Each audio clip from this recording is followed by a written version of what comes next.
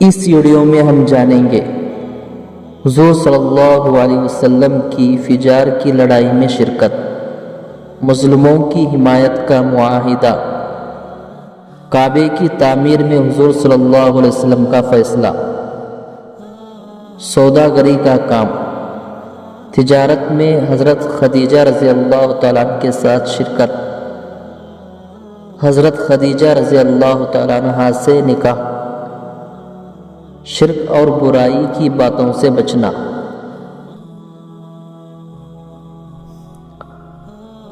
فجار کی لڑائی میں شرکت۔ عرب کے لوگ بڑے لڑاکے تھے، بات بات میں آپس میں لڑتے جھگڑتے رہتے تھے۔ اگر کہیں کسی طرف سے کوئی آدمی مارا گیا تو جب تک اس کا بدلہ نہیں لیتے تھے چین سے نہیں بیٹھتے تھے۔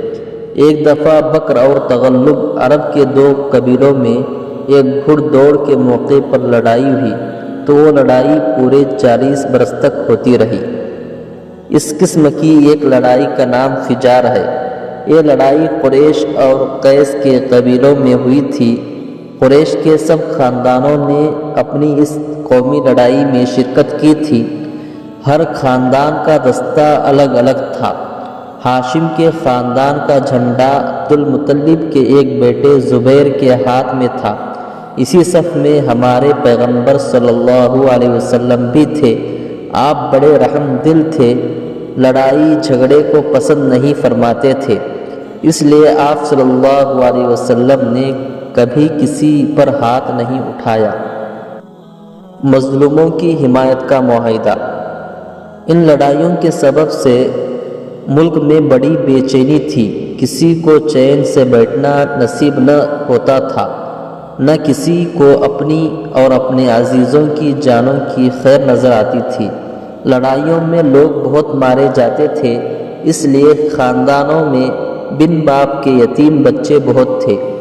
ان کا کوئی پوچھنے والا نہ تھا۔ ظالم لوگ ان کو ستاتے تھے اور زبردستی ان کا مال کھا جاتے تھے۔ خاندان میں جو کمزور ہوتا اس کا کہیں ٹھکانہ نہ تھا۔ غریبوں پر ہر طرح کا ظلم ہوتا تھا۔ یہ حالت دیکھ دیکھ کر آپ صلی اللہ علیہ وسلم کا دل دکھتا تھا اور سوچتے تھے کہ اس زور و ظلم کو کیسے روکیں کہ سب لوگ خوش خوش امن و امان سے رہیں۔ عرب کے چند نیک مزاج لوگوں کو پہلے بھی یہ خیال ہوا تھا۔ اس کے لیے چند قبیلے مل کر آپس میں یہ عہد کریں کہ وہ سب مل کر مظلوموں کی مدد کریں گے۔ اس تجویز کے جو پہلے بانی تھے ان کے ناموں میں اتفاق سے فضل کا لفظ تھا، جس کے معنی بھی مہربانی کے ہیں، اس لیے اس کے آپس کے اس عہد کا نام فضل والوں کا قول و قرار رکھا گیا۔ اس کو عربی میں حلف الفضول کہتے ہیں۔ فجار کی لڑائی جب ہو چکی تو آپ صلی اللہ علیہ وسلم کے چچا زبیر بن عبد المطلب نے یہ تجویز پیش کی کہ اس قول و قرار کو جو پہلے کیا جا چکا تھا اور جس کو لوگوں نے بھلا دیا تھا پھر سے زندہ کیا جائے۔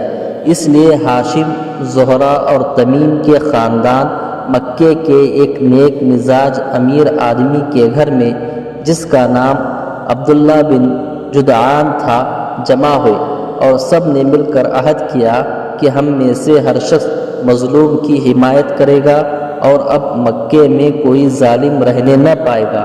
اس معاہدے میں ہمارے رسول اللہ صلی اللہ علیہ وسلم بھی شریک تھے اور بعد میں فرمایا کرتے تھے، میں مکے میں آج بھی اس معاہدے پر عمل کرنے کو تیار ہوں۔ کعبے کی تعمیر۔ مکے کا شہر ایسی جگہ بسا ہے جس کے چاروں طرف پہاڑیاں ہیں، انہی کے بیچ میں کعبہ بنا ہے۔ جب زور کا میںہ برستا ہے تو پہاڑوں سے پانی بہہ کر شہر کی گلیوں میں بھر جاتا اور گھروں میں گھس جاتا ہے۔ کعبے کی دیواریں نیچی تھیں اور اس پر چھت بھی نہ تھی، اس لیے بہت دفعہ ایسا ہوتا کہ سیلاب سے کعبے کی عمارت کو نقصان پہنچ جاتا۔ یہ دیکھ کر مکے والوں کی رائے ہوئی کہ کعبے کی عمارت پھر سے اونچی اور مضبوط کر کے بنائی جائے۔ اتفاق سے یہ کہ مکہ کے بندرگاہ پر جس کا نام جدہ تھا، سوداگروں کا ایک جہاز آ کر ٹوٹ گیا تھا۔ قریش کو خبر لگی تو ایک آدمی کو بھیج کر جہاز کے تختے مول لے لیے۔ اب قریش کے سب خاندانوں نے مل کر کعبہ کے بنانے کا کام شروع کیا۔ کعبے کی پرانی دیوار میں ایک کالا سا پتھر لگا ہوا تھا اور اب بھی لگا ہوا ہے۔ اس کو اب بھی کالا پتھر ہی کہتے ہیں۔ اس کا نام عربی میں حجر اسود ہے۔ یہ پتھر عرب کے لوگوں میں بڑا متبرک سمجھا جاتا اور اسلام میں بھی اس کو متبرک مانا جاتا ہے۔ خانہ کعبہ کے چاروں طرف چکر لگاتے وقت ہر چکر اسی کے پاس سے شروع کیا جاتا ہے۔ جب قریش نے اس دفعہ دیوار کو وہاں تک اونچا کر لیا جہاں تک یہ پتھر لگا ہوا تھا تو ہر خاندان نے یہی چاہا کہ اس مقدس پتھر کو ہم ہی اکیلے اٹھا کر اس کی جگہ پر رکھیں۔ نوبت یہاں تک پہنچی کہ تلواریں کھنچ گئیں۔ جب جھگڑا کسی طرح طے نہ ہوا تو قریش کے ایک سب سے بوڑھے آدمی نے یہ رائے دی کہ کل صبح سویرے جو شخص سب سے پہلے کعبے میں آئے وہی اپنی رائے سے اس جھگڑے کا فیصلہ کر دے۔ اس کا جو فیصلہ ہو اس کو سب لوگ دل سے مان لیں۔ سب نے اس رائے کو پسند کیا۔ اب اللہ کا کرنا دیکھو، صبح سویرے جو سب سے پہلے کعبے میں پہنچا وہ ہمارے رسول اللہ صلی اللہ علیہ وسلم تھے۔ آپ کو دیکھ کر سب خوش ہو گئے۔ آپ نے یہ کیا کہ ایک چادر منگوا کر اس میں پتھر رکھا اور ہر قبیلے کے سردار کو کہا کہ اس چادر کو ایک ایک کونے کو تھام لیں اور اوپر کو اٹھائیں۔ جب پتھر چادر سمیت اپنی جگہ پر آ گیا تو آپ صلی اللہ علیہ وسلم نے اپنے مبارک ہاتھوں سے اس کو اٹھا کر اس کی جگہ پر رکھ دیا اور اس طرح عرب کی ایک بڑی لڑائی ہمارے رسول اللہ صلی اللہ علیہ وسلم کی تدبیر سے رک گئی۔ سوداگری کا کام۔ قریش کے شریفوں کا سب سے باعزت پیشہ سوداگری اور تجارت تھا۔ جب ہمارے رسول اللہ صلی اللہ علیہ وسلم کاروبار سنبھالنے کے لائق ہوئے تو اسی پیشے کو اختیار فرمایا۔ آپ صلی اللہ علیہ وسلم کی نیکی، سچائی اور اچھے برتاؤ کی شہرت تھی، اس لیے اس پیشے میں کامیابی کی راہ آپ کے لیے بہت جلد کھل گئی۔ ہر معاملے میں سچا وعدہ فرما تھے اور جو وعدہ فرماتے اس کو پورا بھی کرتے تھے۔ آپ صلی اللہ علیہ وسلم کی تجارت کے ایک ساتھی عبداللہ بیان کرتے ہیں کہ ایک بار میں نے آپ صلی اللہ علیہ وسلم سے اس زمانے میں خرید و فروخت کا ایک معاملہ کیا۔ بات کچھ طے ہو چکی تھی، کچھ ادھوری رہ گئی تھی۔ میں نے وعدہ کیا کہ پھر آ کر بات پوری کر لیتا ہوں، یہ کہہ کر چلا گیا۔ 3 دن بعد مجھے اپنا یہ وعدہ یاد آیا۔ دوڑ کر آیا تو دیکھا کہ آپ اسی جگہ بیٹھے میرے آنے کا انتظار کر رہے ہیں، اور جب آیا تو آپ صلی اللہ علیہ وسلم کی پیشانی پر میری اس حرکت سے بل تک نہیں آیا۔ نرمی کے ساتھ اتنا فرمایا کہ تم نے مجھے بڑی زحمت دی، 3 دن سے یہیں بیٹھا تمہارا انتظار کر رہا ہوں۔ تجارت کاروبار میں آپ صلی اللہ علیہ وسلم اپنا معاملہ ہمیشہ صاف رکھتے تھے۔ حضرت صاحب رضی اللہ تعالیٰ عنہ کہتے ہیں کہ میری ماں باپ آپ پر قربان، آپ میری تجارت میں شریک تھے مگر ہمیشہ معاملہ صاف رکھا، نہ کبھی جھگڑا کرتے نہ لیپ توپ کرتے تھے۔ آپ کے کاروبار کے ایک اور ساتھی کا نام ابو بکر تھا، وہ بھی مکہ ہی میں قریش کے ایک سوداگر تھے۔ وہ کبھی کبھی سفر میں آپ صلی اللہ علیہ وسلم کے ساتھ رہتے تھے۔ قریش کے لوگ ہمارے نبی اکرم صلی اللہ علیہ وسلم کی خوش معاملگی، دیانتداری اور ایمانداری پر اتنا بھروسہ کرتے تھے کہ بے تعامل اپنا سرمایہ آپ کے سپرد کر دیتے تھے۔ بہت سے لوگ اپنا روپیہ پیسہ آپ صلی اللہ علیہ وسلم کے پاس امانت رکھواتے تھے اور آپ کو امین یعنی امانت والا کہتے تھے۔ تجارتی سفر۔ قریش کے سوداگر اکثر شام اور یمن کے ملکوں میں سفر کر کے تجارت کا مال بیچا کرتے تھے۔ رسول اللہ صلی اللہ علیہ وسلم نے بھی تجارت کا سامان لے کر انہی ملکوں کا سفر کیا۔ حضرت خدیجہ رضی اللہ تعالیٰ عنہ کی شرکت۔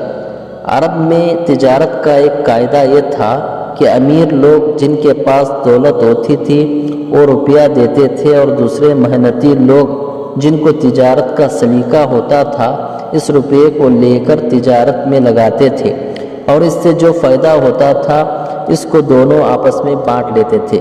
رسول اللہ صلی اللہ علیہ وسلم نے بھی اسی طریقے سے تجارت کا کام شروع کیا تھا۔ قریش میں خدیجہ نام کی ایک دولت مند خاتون تھی۔ ان کے پہلے شوہر فوت ہو چکے تھے اور اب وہ بیوہ تھی۔ وہ اپنا سامان دوسروں کو دے کر ادھر ادھر بھیجا کرتی تھی۔ انہوں نے ہمارے نبی صلی اللہ علیہ وسلم کی ایمانداری اور سچائی کی تعریف سنی تو آپ کو بلوا کر کہا کہ آپ میرا سامان لے کر تجارت کیجیے، میں جتنا نفع دوسروں کو دیتی ہوں اس سے زیادہ آپ کو دوں گی۔ آپ راضی ہو گئے اور ان کا سامان لے کر ملک شام گئے۔ حضرت خدیجہ رضی اللہ تعالیٰ عنہا نے اپنے غلام میسرہ کو بھی آپ کے ساتھ کر دیا۔ اس تجارت میں خاصا نفع ہوا۔ واپس آئے تو خدیجہ رضی اللہ تعالیٰ عنہا آپ کے کام سے بہت خوش ہوئی۔ حضرت خدیجہ رضی اللہ تعالیٰ عنہا سے نکاح۔ اس سفر سے واپس آئے 3 مہینے گزرے تھے کہ حضرت خدیجہ رضی اللہ تعالیٰ عنہا نے آپ کے پاس نکاح کا پیغام بھیجا۔ اس وقت آپ کی عمر 25 برس کی اور حضرت خدیجہ رضی اللہ تعالیٰ عنہا کی 40 برس کی تھی۔ پھر بھی آپ صلی اللہ علیہ وسلم نے خوشی سے اس پیغام کو قبول کر لیا اور چند روز کے بعد نہایت سادگی اور بے تکلفی کے ساتھ یہ تقریب انجام پا گئی۔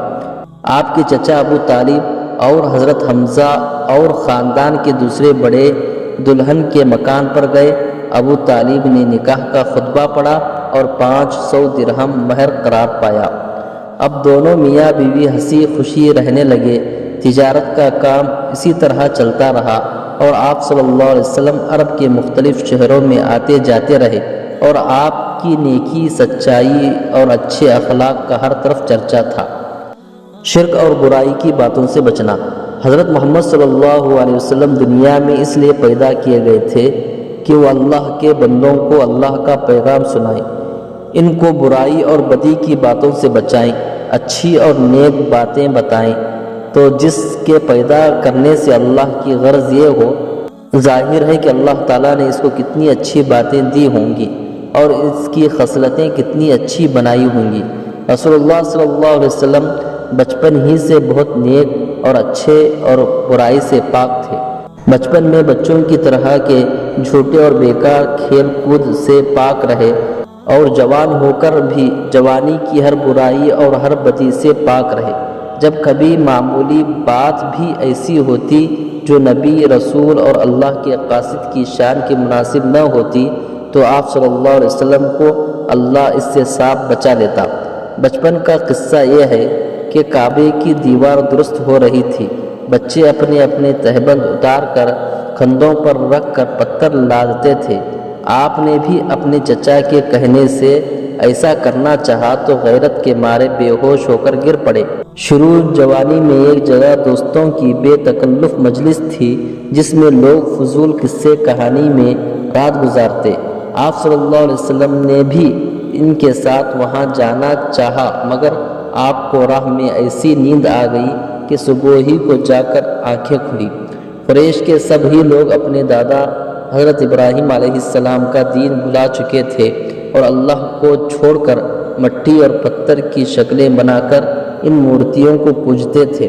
کچھ لوگ سورج اور دوسرے ستاروں کی پوجا کرتے تھے مگر رسول اللہ صلی اللہ علیہ وسلم نے جب سے ہوش سنبھالا ان باتوں سے برابر بچتے رہے۔